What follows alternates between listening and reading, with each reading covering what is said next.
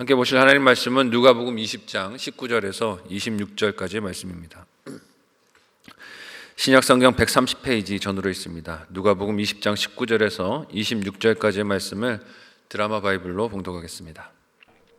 서기관들과 대제사장들이 예수의 이 비유는 자기들을 가리켜 말씀하심인 줄 알고 즉시 잡고자 하되 백성을 두려워하더라. 이에 그들이 엿보다가 예수를 총독의 다스림과 권세 아래에 넘기려 하여 정탐들을 보내어 그들로 스스로 의인인 체하며 예수의 말을 책잡게 하니 그들이 물어 이르되 선생님이야, 우리가 아노니 당신은 바로 말씀하시고 가르치시며 사람을 외모로 취하지 아니하시고 오직 진리로서 하나님의 도를 가르치시나이다. 우리가 가이사에게 세를 바치는 것이 옳으니까 옳지 않으니까. 예수께서 그 간계를 아시고 이르시되 데나리온 하나를 내게 보이라. 누구의 형상과 글이 여기 있느냐? 가이사의 것이니이다. 그런즉 가이사의 것은 가이사에게, 하나님의 것은 하나님께 바치라 하시니 그들이 백성 앞에서 그의 말을 능히 책잡지 못하고 그의 대답을 놀랍게 여겨 침묵하니라. 아멘. 함께 읽은 본문의 말씀을 가지고 하나님 백성의 삶이란 제목으로 말씀 나누고 기도하도록 하겠습니다. 예루살렘에 입성하신 예수님은 성전에서 장사하는 자들을 내쫓으시고 이를 항해하는 자들에게 포도원 주인의 아들을 죽인 농부의 비유를 말씀하셨습니다. 이는 성전에서 예수님이 하신 일에 대해서 무슨 권위로 이런 일을 하는지 물었던 사람들에게, 종교 지도자들에게 주신 대답이기도 하고 그 비유 속 농부와 같은 존재인 것을 그들이 알라는 가르침이기도 했습니다. 이를 제대로 알아들었다면 적절한 반응은 무엇일까요? 하나님께 회개하고 돌이키고 자신들의 잘못을 뉘우치는 것이, 그리고 또한 구원을 위해서 자신들이 무엇을 해야 할지 묻는 것이 적절한 반응일 것입니다. 하지만 오늘 본문에서 이 종교 지도자들의 반응은 어떻습니까? 함께 19절에서 20절까지의 말씀을 하이라이트 된 부분을 주의하면서 우리 같이 한 목소리로 읽어보도록 하겠습니다. 같이 읽습니다. 시작.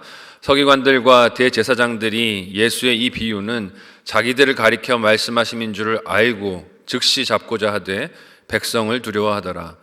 이에 그들이 엿보다가 예수를 총독의 다스림과 권세 아래 넘기려 하여 정탐들을 보내어 그들로 스스로 의인인 체하며 예수의 말을 책잡게 하니. 아멘. 예수님의 비유를 들었던 이 종교 지도자들이 생각과 행동으로 한 일이 무엇인지를 다른 색깔의 글씨로 표시를 해서 읽어봤습니다. 먼저 그들은 예수님께서 그렇게 말씀하신 비유가 자신들을 가리켜 한 말이라는 것을 알았다, 누가가 기록하고 있어요. 이는 자신들의 마음속에 품은 생각과 의도가 예수님의 비유 속에 다 담겨 있었다는 뜻입니다. 이걸 알아들었다는 뜻이에요. 마음속에 악한 생각을 품고 있었는데 예수님께서 비유로 이것을 말씀하시니 자신들을 지적하시는 것임을 그들이 깨달았다는 뜻입니다. 외부로 드러내 표현하지 않았지만 예수님은 이를 드러난 비유를 통해 전부 그들 눈앞에 펼쳐주시는 거예요. 네가 무슨 생각을 하고 있는지 알아. 네가 무슨 계획을 세우고 있는지 알아. 하나님이 다 알고 계시다 하는 것을 비유로 드러내 알게 해주셨습니다. 이유가 무엇이겠습니까?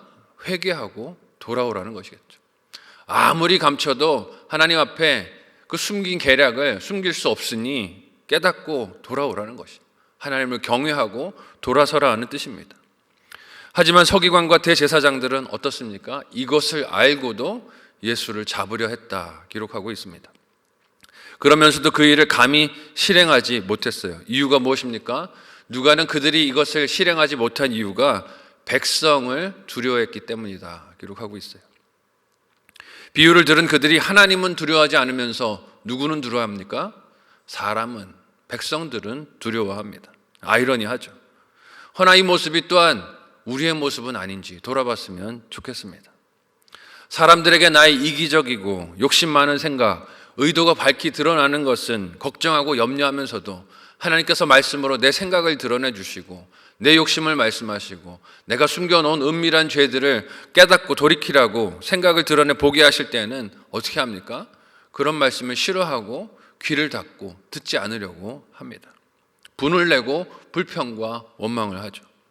오늘 말씀 속 종교 지도자들은, 백성들은 그렇게 두려워하면서도 계속해서 예수님의 이 말씀을 책잡을 방법을 찾기 위해 엿보고 정탐을 보내고 의인인 채 위장하고 의도를 숨겨서 접근합니다. 회개할 수 있는 기회를 주시는데 이 기회를 어떻게 하는 거예요? 날려버리는 것입니다. 얼마나 안타깝고 불쌍한 인생들입니까? 하지만 우리 또한 이러한 미련한 선택을 하는 것은 아닌지 돌아보았으면 좋겠습니다. 묵상하고 있는 말씀이 나를 돌이키고 회개하고 죄를 깨닫고 하나님 품으로 돌아오라고, 하나님과의 관계가 지금 깨어졌음을 드러내 보여주시고 알려주셔도 우리는 그 말씀을 무시하고 넘길 방법을 찾느라 분주할 때가 많습니다. 목장 예배를 두려워하는 이유들을 들어보면 목장 예배를 드리면서 내 수치스러운 게 드러날까 봐 두렵다고 하시는데, 사람들 앞에 드러나는 게 두려운 것이 아니라 하나님께서 나를 그렇게 책망하시고 돌아오라고 부르신데 그대로 돌아가는 것이 오히려 우리가 해야 하는 반응인 것을 생각해야 합니다. 근데 우리는 사람들을 두려워해요. 사람들 앞에서 내 수치스러운 게 드러날까 봐 두려워하지, 하나님이 다 알고 계신 것은 두려워하지 않고 살 때가 얼마나 많습니까? 오늘 본문에서 예수님을 공경에 빠뜨리기 위한 함정을 파는 자들 어떻게 합니까? 함께 오늘 본문의 21절에서 22절을 한 목소리로 읽어보도록 하겠습니다. 같이 읽습니다. 시작. 그들이 물어 이르되 선생님이여 우리가 아노니 당신은 바로 말씀하시고 가르치시며 사람을 외모로 취하지 아니하시고 오직 진리로서 하나님의 도를 가르치시나이다. 우리가 가이사에게 세를 바치는 것이 옳으니까 옳지 않으니까 하니. 이전 구절에서 엿보고 의인인 체하며 책 잡으려는 의도를 가졌다 했더니 종교 지도자들이 예수님을 장황한 말로 칭찬을 합니다. 그 칭찬하는 말의 내용이 무엇입니까?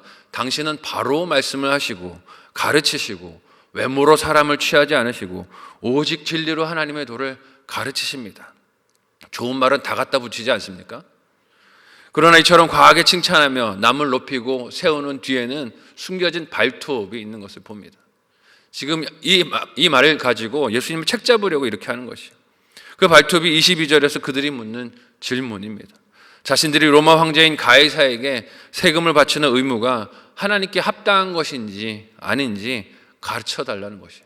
궁금해서 물어보는 것일까요?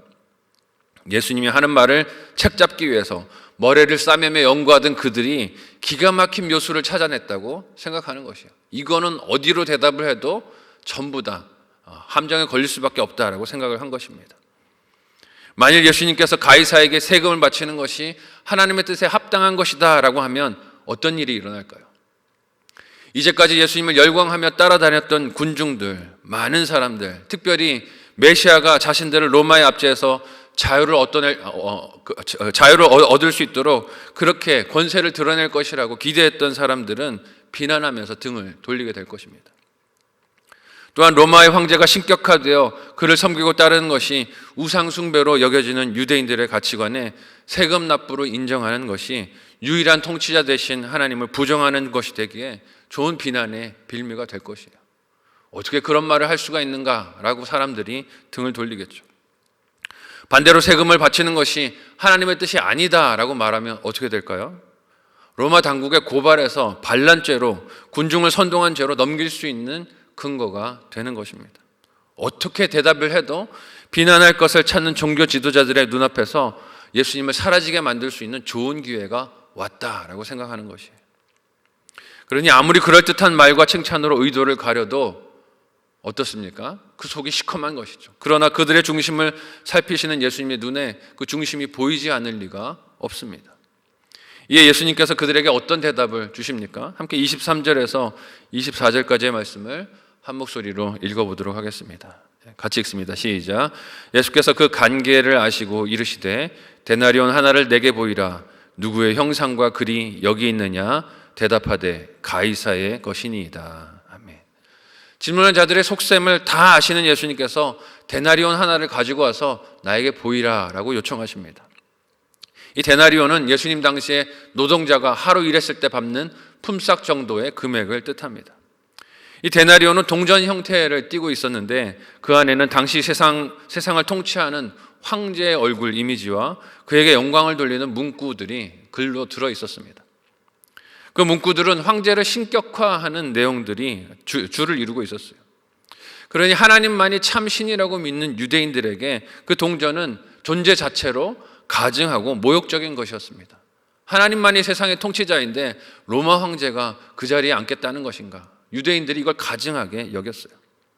근데 예수님께서 그 데나리온 하나를 내게 보이라 라고 말씀하자 종교 지도자들이 어떻게 합니까? 보낸 이렇게 계략군들이 즉시로 그것을 꺼내서 보입니다. 이건 무슨 뜻합니까? 평소에 가지고 다녔다는 뜻이에요. 평소에 사용했다는 뜻입니다.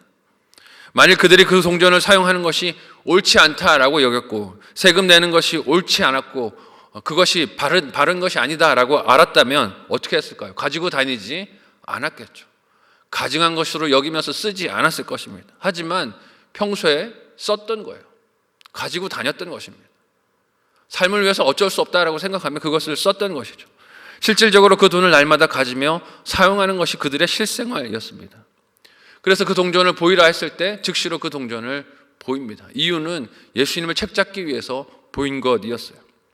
오히려 예수님은 그들에게 무엇을 물으십니까? 동전에 있는 형상이 누구의 것이며 그 글의 소유권이 누구에 있는 것인지를 묻습니다.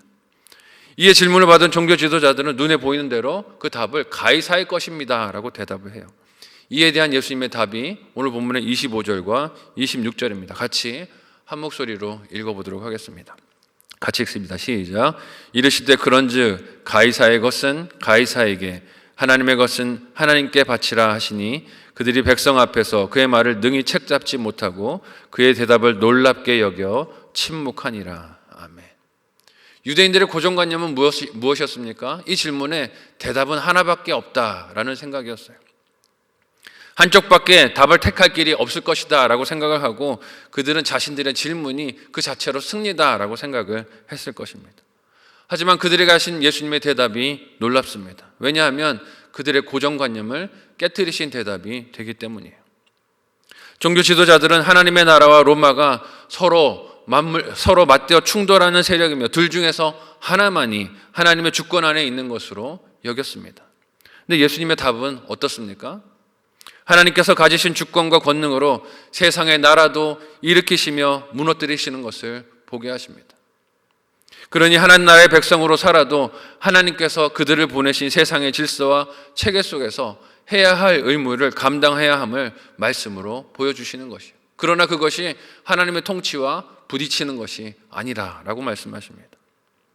세상에서 필요를 따라 산다고 하나님을 섬겨야 할 자신의 사명을 내버릴 수 없는 것이고 또한 하나님을 섬긴다는 명목으로 보냄받은 삶의 현장에서 가족 구성원들과 사회 구성원들을 섬기는 책임 또한 회피할 수 없는 것임을 말씀하시는 것이에요.